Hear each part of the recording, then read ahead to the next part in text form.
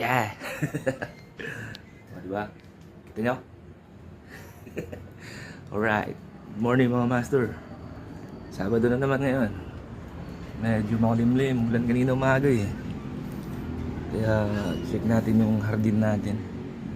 Kaya pala shout out kay Ronnie De La Cruz Jr. Tropa yan ng college days, Maritime. Nasa ano siya ngayon, Antipolo. Shout out Asyong. Salamat sa video call kagabi. Kwentuhan tayo. Nailabas mo yung sira ng ulo mo. Ayan. Ling. Medyo namatay na yung ampalaya natin eh. Ay, namatay pala. Ayan. Tatanim tayo ulit ng bago. Ito yung mga punla natin. Ayan. Yung iba hindi pa tumutubo eh. Ito yung mga nakuha kong pwede pa. Ito pang galain. Mamaya. So mamaya pakita ko sa inyo ang finished product. So ito yung tanim kong okra. Ayan, namulaklak na. May bunga na rin sa wakas. Ito yung mga malilit na kawayan. Gawa tayo ng ano, ng gapangan ng ano, King! Ampalaya. Kaputa? Para naman ano, maalis. Hindi san-san gumagapang. King! So ayan mga master, tapos na pala. Ito yung mga bote na ano na eh, bibenta sana sa magbubuti kaso sayang. Gagawin ko siyang ano, parang imbakan ng mga organic fertilizer, mga kitchen waste, yun. So ayan mga master. Ito yung isa pa. Mga din ako dito, nilagay ko rin yung silin na bakal.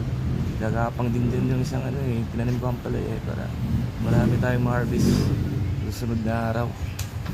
Kulimlim talaga mga master. Kulimlim ng panahon. So ano mga master, okay naman yung ginawa ko, no? Kaya nang humusga. Kaya nang bahalang humusga. So ayan, nilagyan ko lang ng konting ano yung mga ano ko, paso. Pag nabulok yan kasi magiging ano yan, organic fertilizer, pataba. Ito na nga pala si Kengo Suzuki Smash. Nilinis ko na rin kasi isang taon na rin ano, maputik.